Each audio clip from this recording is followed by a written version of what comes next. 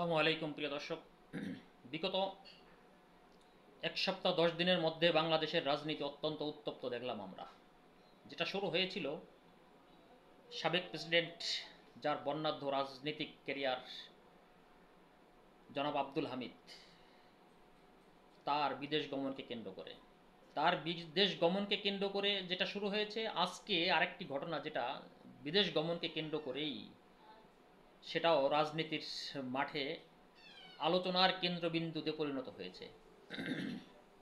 দেখেছি জনাব আব্দুল হামিদের পরে সাবেক নারায়ণগঞ্জের মেয়র জনাব আইবি রহমানকে গ্রেপ্তার করা হয়েছে, তাকে জেল হাজতে পাঠানো হয়েছে। তারপরে বিদ্যুৎ ফেরিওয়ালা কণ্ঠশিল্পী মমতাজকেও কিন্তু গতকালকে গ্রেপ্তার করা হয়েছে। এবং আজকে যেটা ঘটনা, জনাব শায়রা রহমানকে থাই এয়ারওয়েজের একটি ফ্লাইটে তিনি বিদেশে বা থাইল্যান্ডে যেতে চেয়েছিলেন, তাকে যেতে দেওয়া হয়নি। এখানেই আসলে ইন্টারেস্টিং ব্যাপার।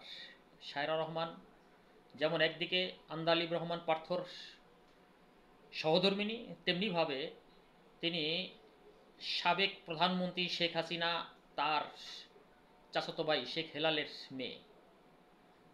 হয়তোবা শেখ হেলালের মেয়ে বিধায় তাকে আসলে বিদেশে যেতে দেওয়া হয়নি। কিন্তু পক্ষান্তরে আন্দালিব রহমান পার্থ, তিনি তো আওয়ামী লীগের বিগত যত সময় ছিলেন, আন্দালিব রহমান পার্থ কিন্তু জেপি জাতীয় পার্টির এক অংশের চেয়ারম্যান। হ্যাঁ, তিনি আওয়ামী লীগের বিরুদ্ধে সর্বদাই সোচ্চার ছিলেন এবং আওয়ামী লীগের কোনো কর্মকাণ্ড যা কিছু তার ভালো মনে হয়নি, সব কিছুকেই তিনি সমালোচনা করেছেন।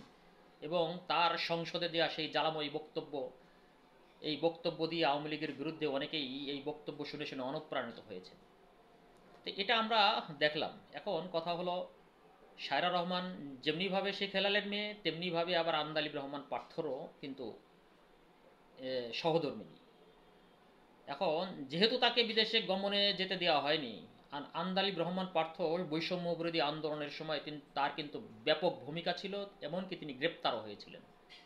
এখন তার সরকার এখন কিভাবে এটাকে সমাধান করে, সেদিকেই আসলে দেখার বিষয়। কারণ হলো, আন্দালিব রহমান পার্থর মনকেও কিন্তু জয় করতে হবে, পক্ষান্তরে শেখ হেলালের মেয়েকেও গ্রেপ্তার করতে হবে। তো এই বিষয়টাই আমার কাছে অত্যন্ত ইন্টারেস্টিং মনে হয়েছে, যে সরকারও এই বিষয়টাকে কেন্দ্র করে দোটানার মধ্যে পড়ে গেল কিনা। তা সম্প্রতি আমরা অনেক আন্দোলনকে দেখলাম, শাহবাগের মধ্যে অনেক আন্দোলন দেখেছি, যেই আন্দোলনের মধ্যে আওয়ামী লীগকে নিষিদ্ধ করা হয়েছে। আওয়ামী লীগ আর তার স্বাভাবিক কার্যক্রম পরিচালনা করতে পারবে না, যদিও দীর্ঘদিন ধরেই তাদের স্বাভাবিক কার্যক্রম পরিচালনা করতে পারেনি। কিন্তু এখন সম্ভবত আইনের মাধ্যমে আর তারা কখনোই এই স্বাভাবিক কার্যক্রম পরিচালনা করতে পারবে না। তো এটাই এ, ঘটনা প্রবাহ, ঘটনা অনেক কিছুই ঘটে গিয়েছে এই অল্প কিছুদিনের মধ্যেই। হ্যাঁ, এখন আওয়ামী লীগ মানেই তাকে গ্রেপ্তার করতে হবে, এরকম একটি সিচুয়েশন তৈরি হয়েছে। হ্যাঁ, যার কারণেই সম্ভবত শেখ হেলালের মেয়েকে গ্রেপ্তার করা হয়েছে। কিন্তু শায়রা রহমান তো আসলে আওয়ামী লীগ কখনোই করেছেন বলে আমরা কখনোই শুনিনি।